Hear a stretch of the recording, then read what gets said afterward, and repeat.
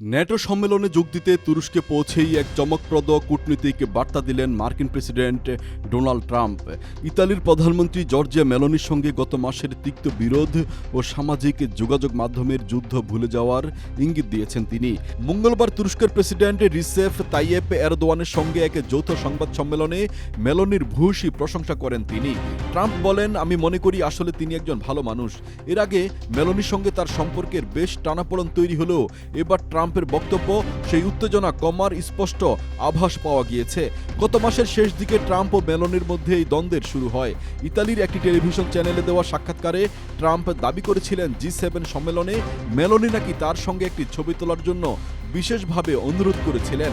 ট্রাম্পের এই মন্তব্যকে সম্পূর্ণ বানোয়াট বলে সরাসরি প্রত্যাখ্যান করেন মেলোনি। তবে মার্কিন প্রেসিডেন্টও নিজের বক্তব্যে অনড় ছিলেন। পরবর্তী সময়ে সামাজিক যোগাযোগ মাধ্যমে মেলোনিকে নিয়ে ট্রাম্পের একটি ব্যঙ্গাত্মক পোস্ট ঘিরেও বিশ্ব রাজনীতিতে বেশ বিতর্ক তৈরি হয়েছিল। সংবাদ সম্মেলনে ট্রাম্প নিজেই খোলাসা করেছেন যে দুই নেতার ভেতরের দূরত্বের আসল কারণটি ছিল ভূ রাজনৈতিক। তিনি জানান, হরমুজ প্রণালী ইস্যুতে মত পার্থক্যের কারণেই মূলত তাদের মধ্যে দূরত্ব তৈরি হয়েছিল। ট্রাম্প বলেন, মেলোনির সঙ্গে সম্পর্ক কিছুটা খারাপ হয়েছিল কারণ হরমুজ প্রণালী বিষয়ে তিনি যুক্তরাষ্ট্রকে সমর্থন করেননি। ট্রাম্পের ভাষ্য, তিনি মেলোনিকে ব্যক্তিগতভাবে পছন্দ করলেও ওই সময়ে মেলোনির নেওয়া অবস্থানে তিনি বেশ হতাশ হয়েছিলেন।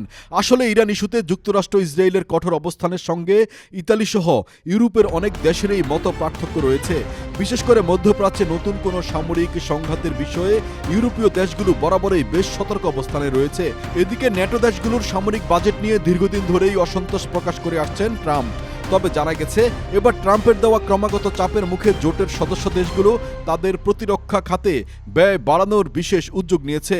এরই মাঝে মেলোনির দিকে ট্রাম্পের এই বন্ধুত্বের হাত বাড়ানোকে ইতিবাচক হিসেবেই দেখছেন আন্তর্জাতিক বিশ্লেষকরা।